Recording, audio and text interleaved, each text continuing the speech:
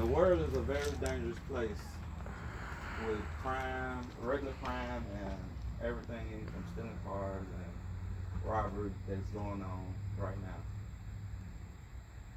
But there's also another threat in the world, which is cybercrime, and that's what I'm going to be informing y'all about today. 21st century criminals are now using the internet and advanced tech to commit online crime. They're stealing information like bank account information. They're using other means of normal, like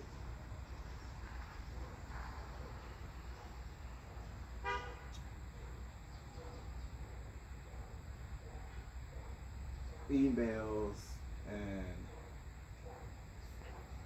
regular accounts like Facebook's to get into your personal information.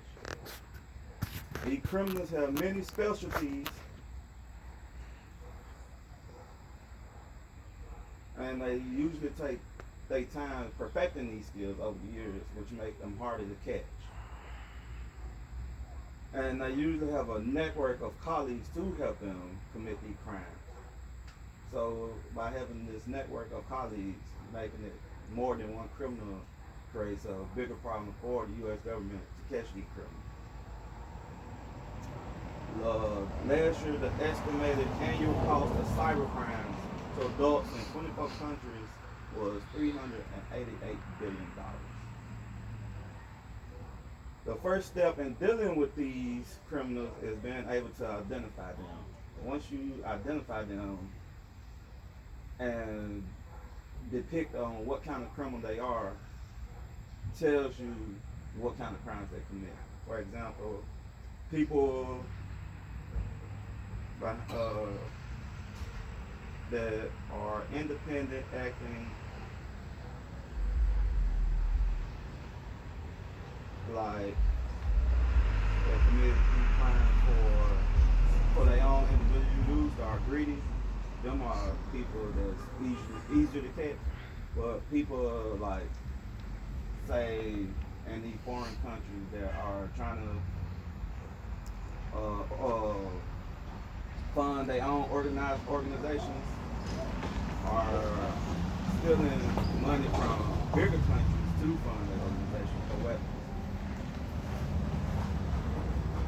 So they can range from individuals like you or me, or a whole network of like people that work at huge corporations that are tech savvy and can create programs to commit these crimes, or they can range from a whole nation.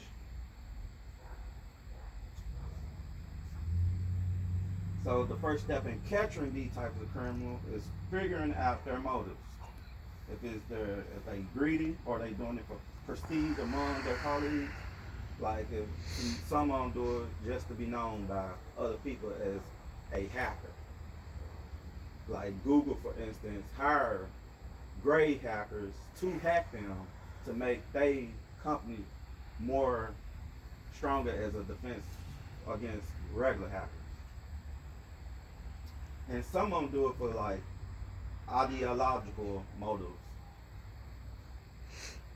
So the answer is key to distinguishing what kind of hacker they is between cyber crimes and cyber threats and cyber attacks and espionage and warfare.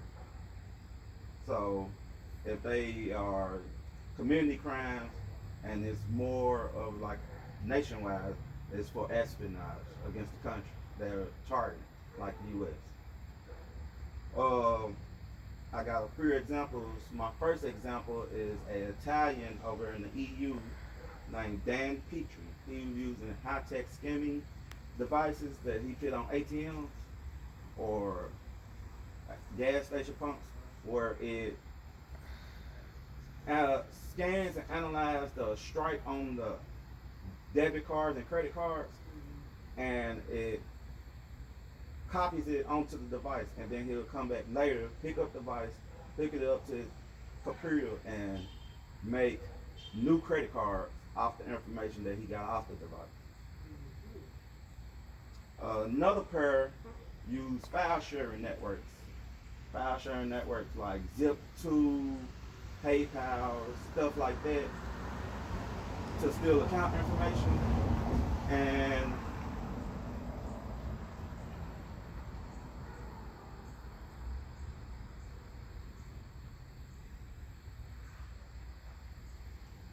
use that to access bank account information.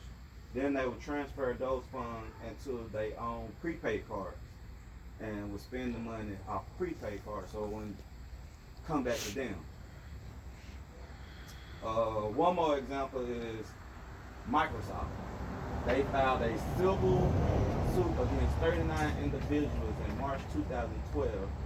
The individuals using a program called Zeus Botnet.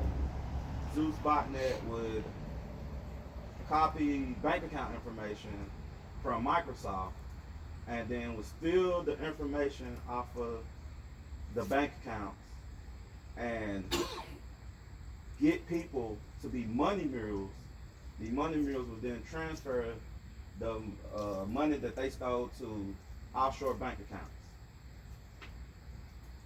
So the whole ideal of today is to say, be mindful about the things you are pinning as far as information on there, and keeping track of what it is you're pinning on there. That way, if something do happen, you can stop it before it gets worse.